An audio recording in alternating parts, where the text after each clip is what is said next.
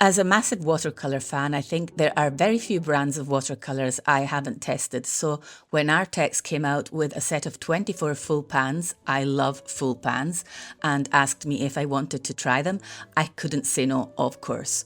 So today we're going to be having a look at these new paints and painting a portrait together.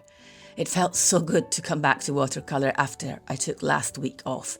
It always feels like the weight of the world is lifting off my chest when I sit down and activate the pigment with some water and allow it to pull me into its slow, magical dance.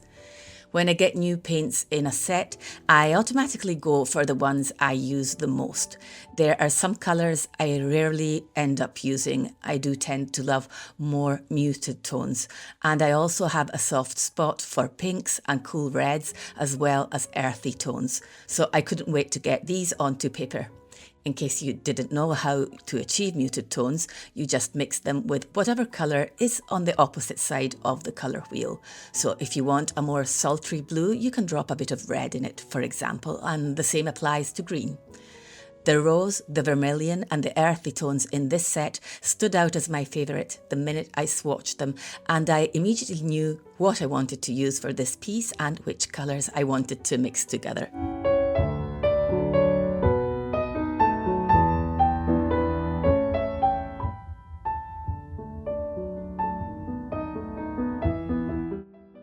Recently, I've started using Colorase pencils or erasable coloured pencils to get my sketches down.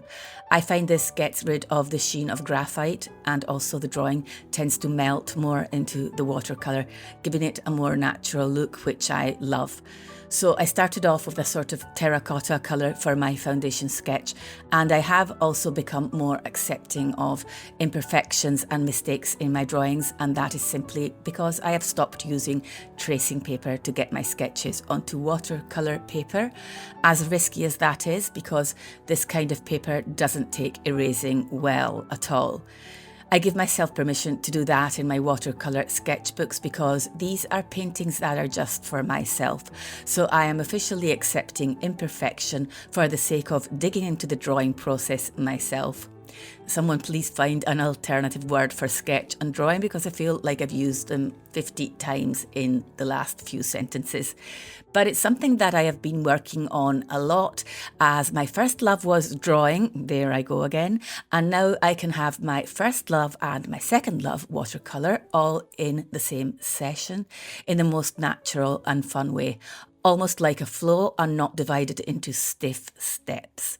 By the way, tracing is not cheating. Not all of us love drawing. Maybe some of us just prefer the painting part of the process. So if you trace, that is perfectly fine.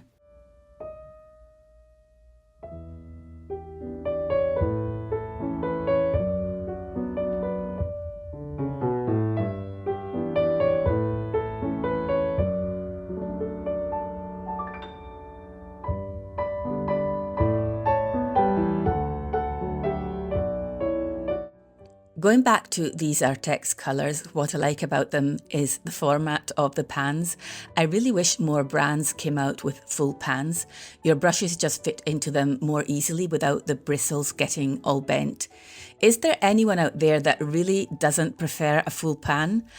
And also, they're still very portable as a set of 24 colours, if like me, you take your art supplies with you everywhere you go.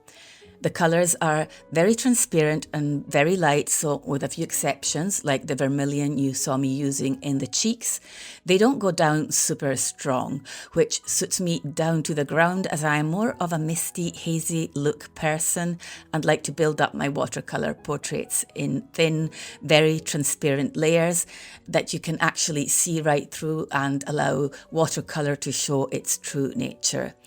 I love the fact that more professional watercolours are becoming more available at affordable prices. I remember when I first started out using watercolour, you could only get chalk-filled dull paints at certain price points, and I believe these sit around the €30 mark, maybe slightly more in US dollars, which is very affordable for the quality you get.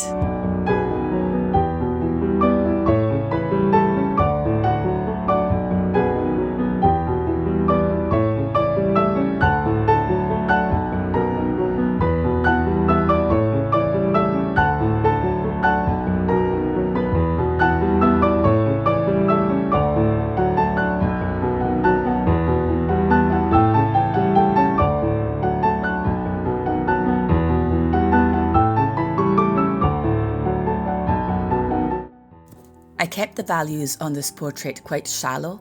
With watercolor, you have to be quite daring at times because of its slightly unforgiving nature, to go in with darker tones for the deepest shadows to make sure you get that roundness and three-dimensionality. But I did keep this quite ethereal, so to speak, still making sure I would get a range of at least 3 tones in, a light, a medium and a darker one, and possibly more in between. The variety of values or tones is really what brings a piece to life and makes it pop off the page. This month of April, our theme over on Patreon is going to be value studies, using different subjects, human and animal portraits, objects, still lives, landscapes, whatever floats our boat. I have 2 tiers over there, the Sketchbook Lab, where we work in our sketchbooks every Tuesday with live co-sketching sessions, and they all get recorded as well if you can't join. And these are so much fun because they help you build a sustainable practice in the wonderful company of other art lovers. And it's totally beginner friendly, and you can join live again or watch the recordings. And the other tier is the Art Studio, where we do guided watercolor sessions as well. Me offering the guidance, of course, and these also get recorded. I love the fact that these are completely pressure-free, precious moments that help you to improve your art practice or make it more regular, which is something we very often struggle with. It's almost like a club. You can join and come and go when you wish. You can stay for a month or forever. If you'd like to have a look, I will leave the link below, or you can join our Facebook group to have a sneak peek at what we do over there. Actually, it's not a sneak peek at all. You can have a proper broad look at everything we do on our Facebook group, and there's also some free resources you can watch over on my Patreon as well. And everything will be below this video.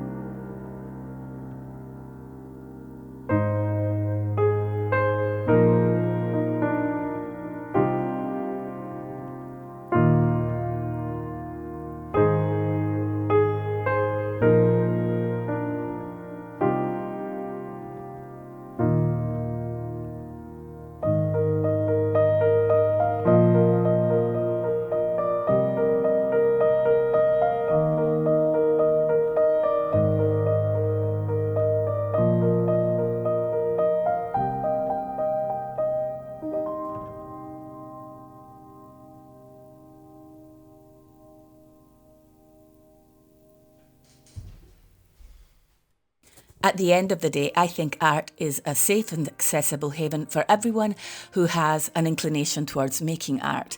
As lightly or as seriously as you want to take it, that is completely up to you and you alone.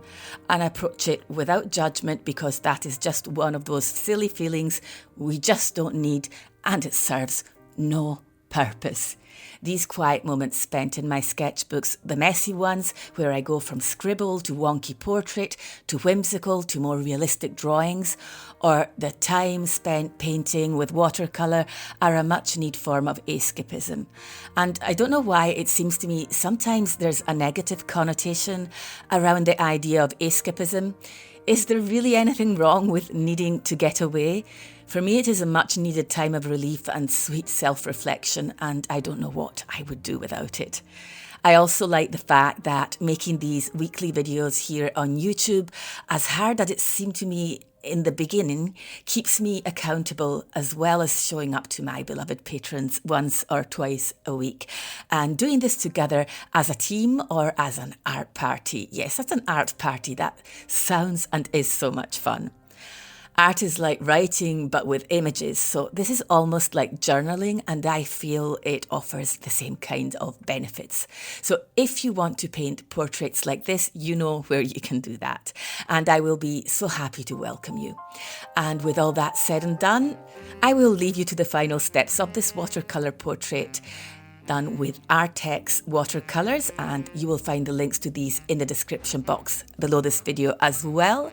And I will see you all next week. Bye for now.